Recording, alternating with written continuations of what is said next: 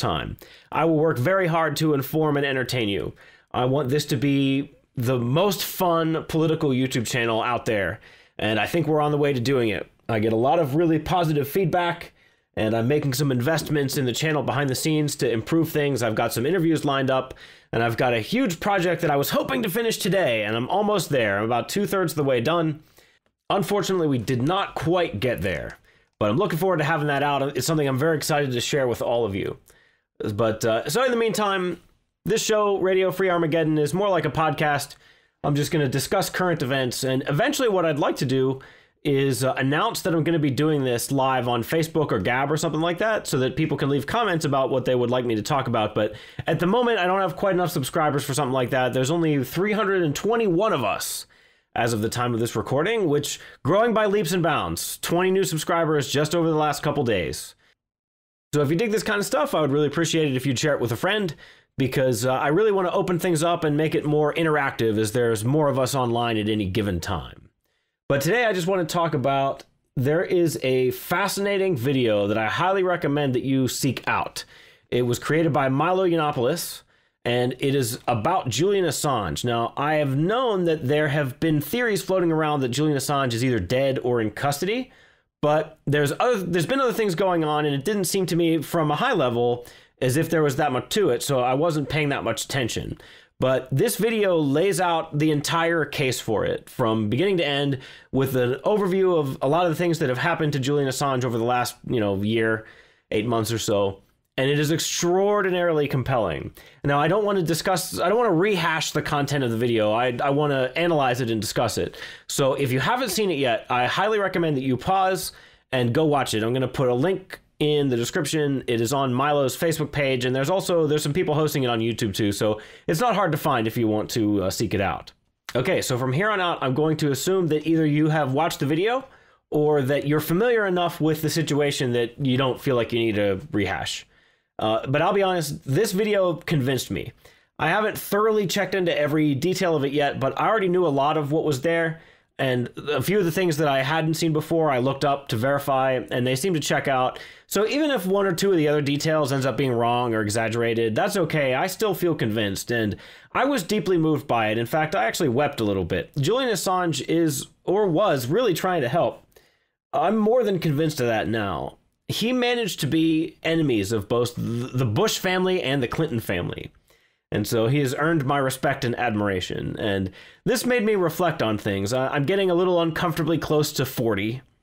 And so it's interesting now to sit back and read infogalactic articles on the 80s and 90s, because you can see that epic sweep of history that you miss when you're living through historical events. They tend to get lost in the day-to-day minutia, because when you follow the news, the important stuff is buried in bullshit and noise and lies. And if you step back and think about the situation we're actually in right now, these are really frightening times, because it is truly sobering to think about the people who have been in charge of this country for at least the last 20 years or so, and where their priorities actually seem to lie.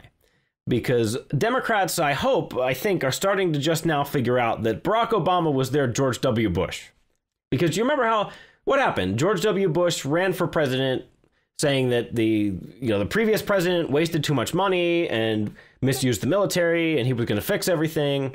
And what did he end up doing? Well, he created brand new entitlement spending. He massively increased the national debt. He got us involved in unwinnable foreign wars for duplicitous reasons. And he was the one who kicked off this surveillance state. The NSA has been revealed to be spying on our emails, to be spying on the metadata, at least, of our phone calls, possibly even more than that.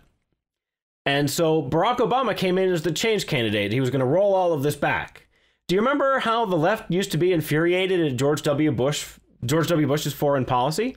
And Barack Obama also ran on fiscal responsibility. Do you remember back when fiscal responsibility was the operative phrase in politics? But what did he do? Well, he continued everything that was horrible about the Bush administration, didn't he?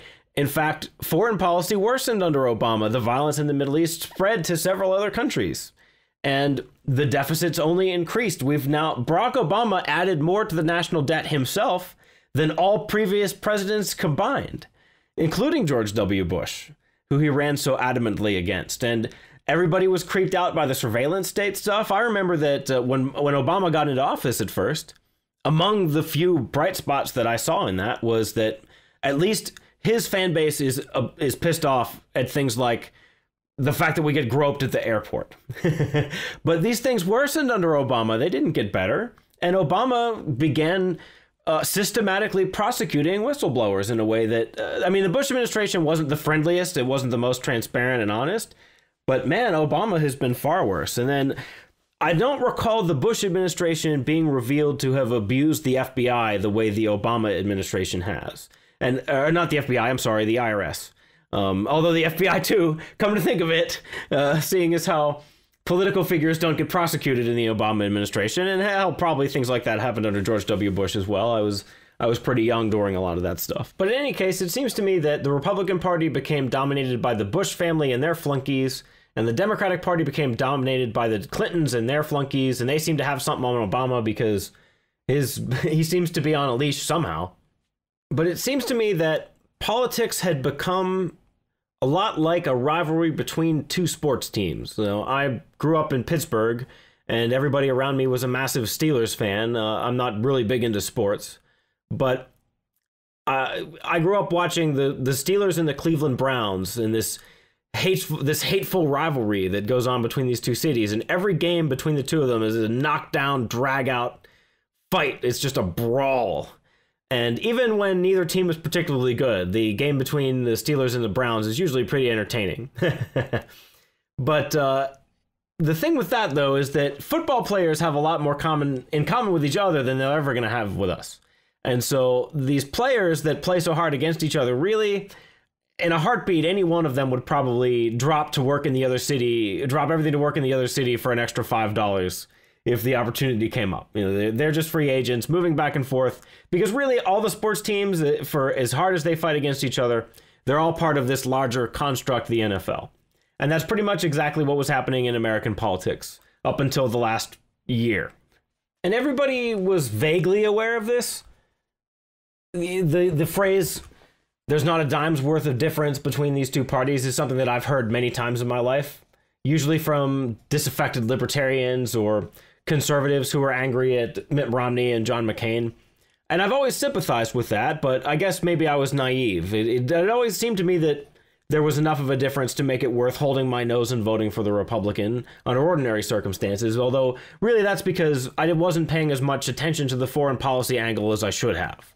In retrospect, I was a fool, and I regret many of my votes deeply over the last couple of decades. Because if you can set aside the rhetoric, if you can set aside the smokescreen that these politicians put up and examine the common threads that run between the Bush and the Obama and the Clinton kind of mono administration that we've been living under, what you get is a regime dedicated to endless wars of foreign aggression and endless meddling in the affairs of other countries, endless deficit spending, endless expansion of state power, and endless spying and surveillance on the American people and people living abroad. It's terrifying. And it's doubly terrifying when you consider that the Republicans weren't a genuine opposition to the Obama administration.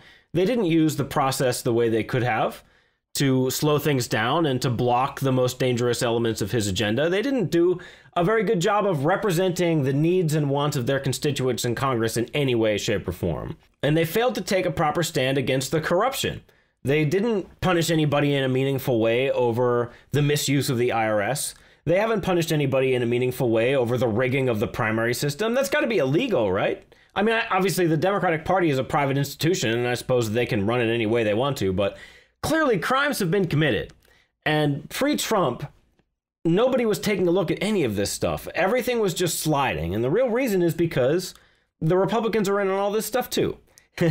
And we saw that. The Republicans opposed Trump just as vehemently as the Democrats did in many quarters, the John McCains and Paul Ryans and Jeb Bushes of the world. I mentioned at the time that it happened that the Bush family was rumored to be supporting Clinton and planning on voting for Clinton. And I'm pretty sure that they did, I'm sure, because Hillary Clinton represented a continuation of their power.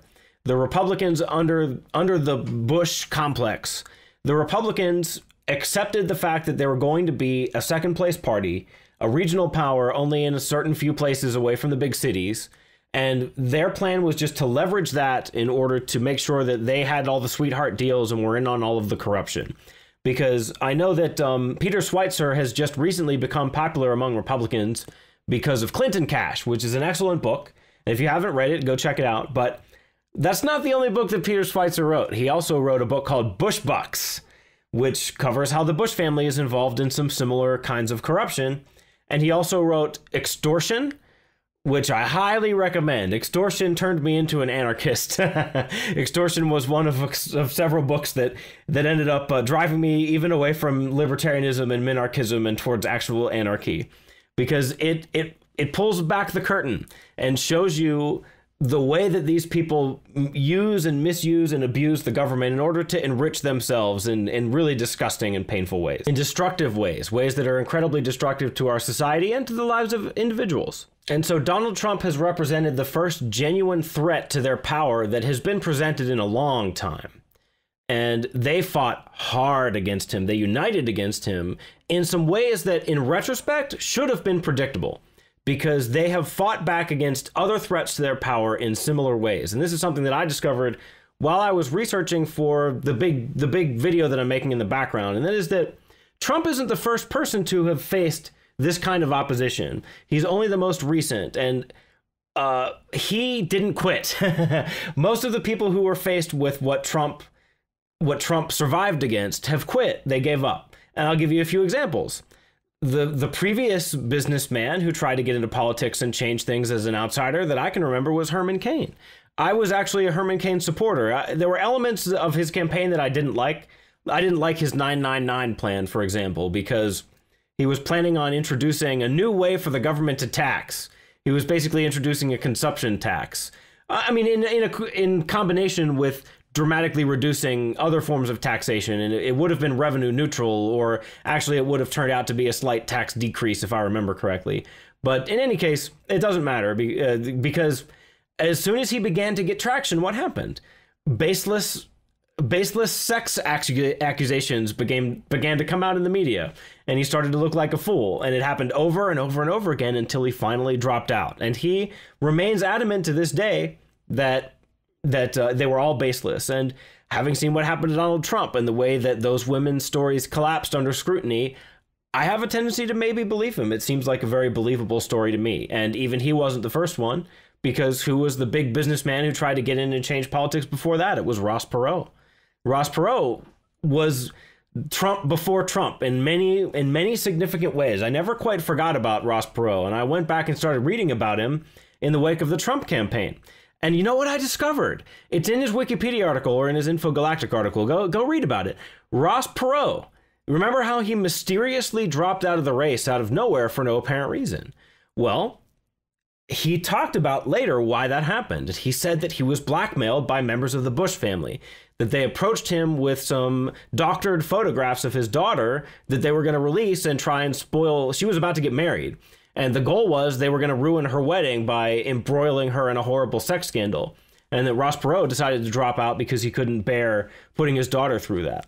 And so combine that information with what we learned from WikiLeaks, that people deep within the Democratic Party and deep within the government have been colluding with members of the media to make sure that the narrative that's presented to people is under control, that it's the narrative that the government, the Democratic Party, wants to put out. We've seen how they have abused mechanisms of government in order to lash out at their opponents with the IRS.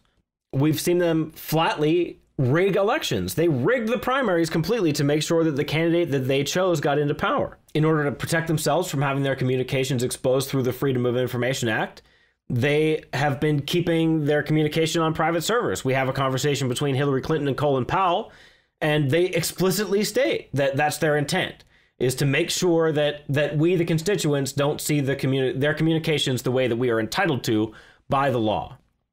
And through what they've done to Edward Snowden and Julian Assange and other whistleblowers that have come forward, we've seen how they're willing to use the mechanisms of government to harass citizens who stand in the way of their power. And so when you think of all of this at the same time, or no, we're not even done yet. Add to that the fact that the destabilization that the Bush, Clinton, if you consider Bush, Clinton, and Obama to be one one unified establishment mono-party administration, which is how I've come to see it, then look at the destabilization that they caused in the Middle East and how that caused the refugee crisis in Europe, and how all of this chaos is being leveraged to just expand the power of the state endlessly. And what were they planning on doing with all of this power? Well, look at what Hillary Clinton did in Haiti. She enabled massive international corporations to basically loot the country, essentially. And I see no reason to believe that that isn't what they were planning to do here. It seems very likely that they were planning to just ship every possible job overseas, tax whatever business somehow managed to remain alive here until people were absolutely strangled to death through taxation and regulation, and to import a permanent underclass of uninformed voters that they could lure into voting for whatever candidates they want by promising them things because they don't understand civics, they don't understand American history or American culture, or why we have the checks and balances in place that we do, and why we have a system of limited government. Sort of. I don't know if we can really call it that anymore, but that's what we're supposed to have. And then tack onto that the saber rattling against Russia. And it seemed to me like we were being positioned for them to basically start a war, or allow ourselves to be dragged into a war, because it would make people kind of insist themselves around our existing government, because they would perceive that as being necessary to the survival of the country, because we would need to unite around this foreign enemy. And that's just the stuff that we can verify. If you tack onto that the things that people are starting to uncover in this Pizzagate investigation that's happening on the internet, I'm going to do a big video about that at some point soon. I want to, because I've been following that a little bit. I haven't really dived into it yet because there's been other stuff on my plate. But I really want to get in and understand everything that's happening there, because it's fascinating.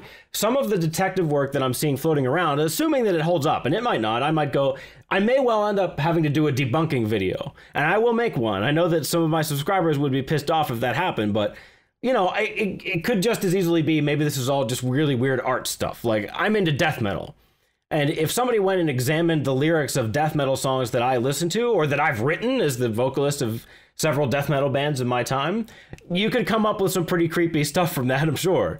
But all of it was in good fun. And I mean, it's hard for me to imagine how some of the stuff that John Podesta was apparently into could be at all in good fun, especially with some of the things that internet detectives have been turning up. But I will examine it with a completely open mind. And if I think it's bullcrap, I will tell you about it. I will not hold back. But I don't think that it is complete bullcrap. I think there's some truth to it. And if it's all true, if it is all 100% true, that would not be unprecedented in history.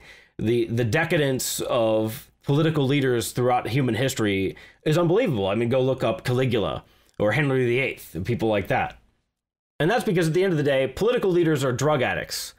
Remember that moving up in a social hierarchy, having power over other people, gives you a similar kind of hormonal rush that you get from heroin or from gambling. All addictive behavior basically amounts to the same thing. You're addicted to the chemical reactions that happen in your brain that make you feel happy.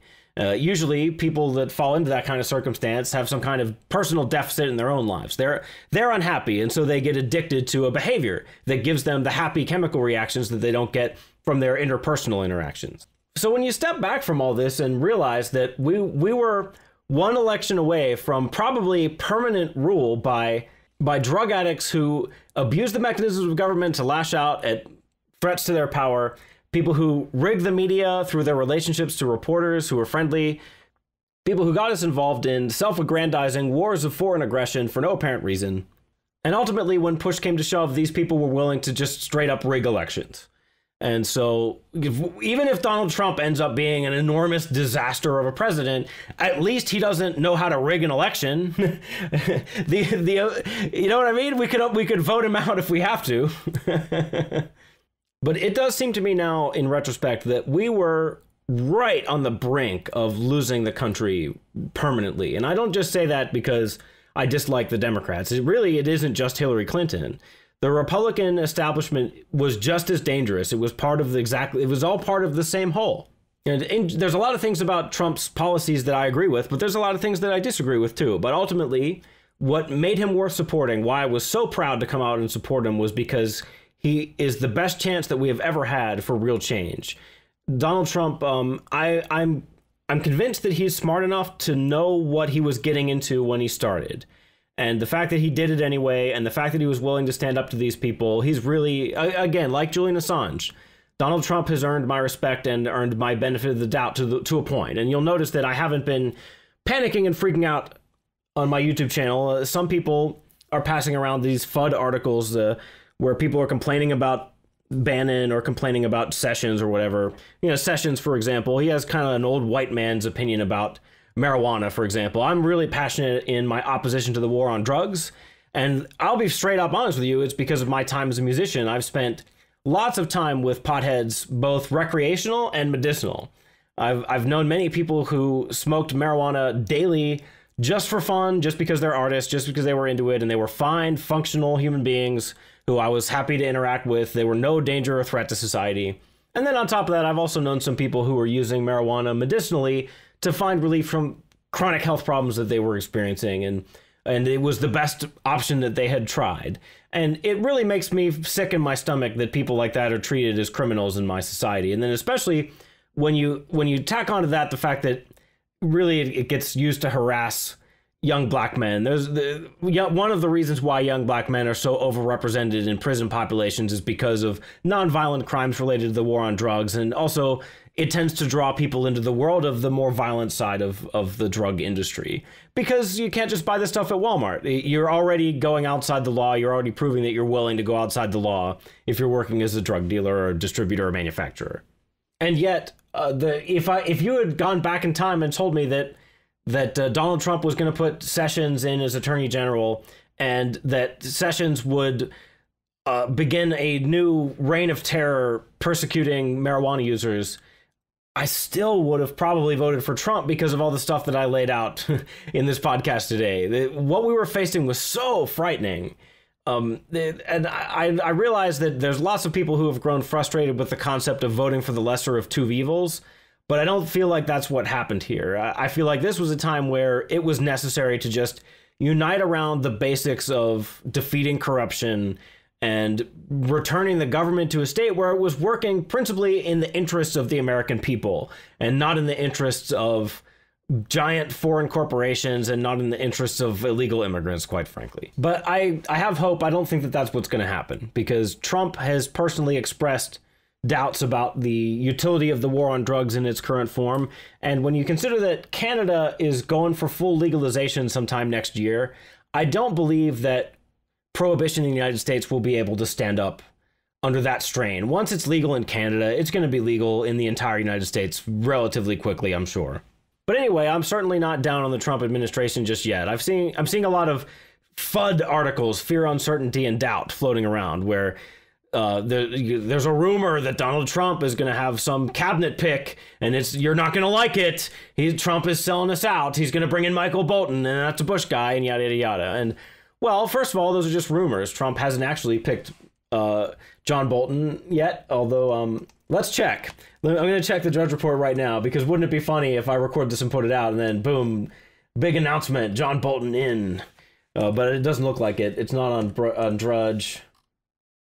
It's not on Breitbart. Okay, so yeah, it looks like they haven't announced anything about that yet. But first of all, it's just a rumor. Nobody in the Trump camp has said anything about that. And my understanding is that the source for that rumor is the National Review.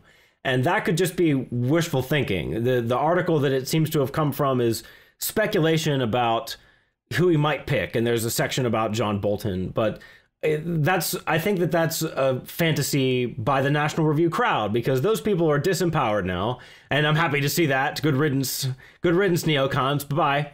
So I would be stunned if John Bolton actually ends up anywhere in the Trump administration. But even if he did, even if that did happen, well, we don't know what John Bolton said to Donald Trump in private. Maybe John Bolton has soured on the Bush administration and soured on what he stood for in those days. Or maybe Trump just admires Bolton for being a pit bull. Bolton has a strong personality.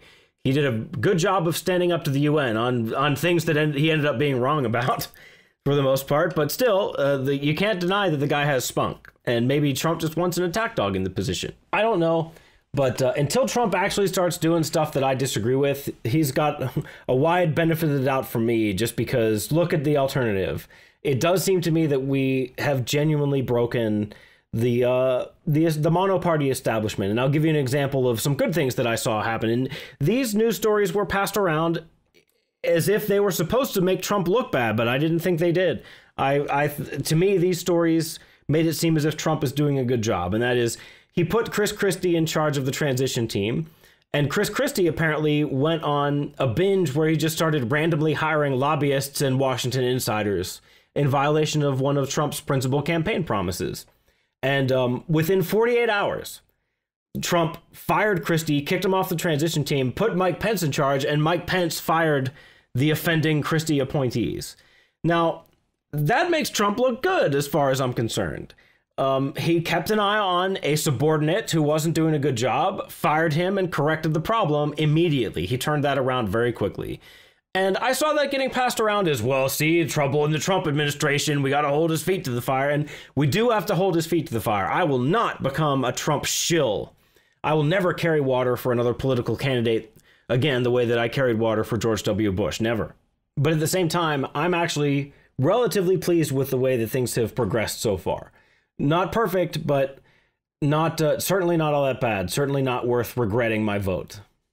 Especially not under the circumstances in which we seem to have found ourselves, where basically all the conspiracy theories from the 90s seem to be true.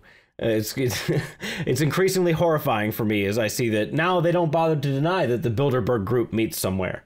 Back when I was a kid and I was first starting to get into politics, they used to say that you were crazy for even suggesting that that was a real thing. But now in the days of cell phones, they can't deny it, so they just act like it's normal.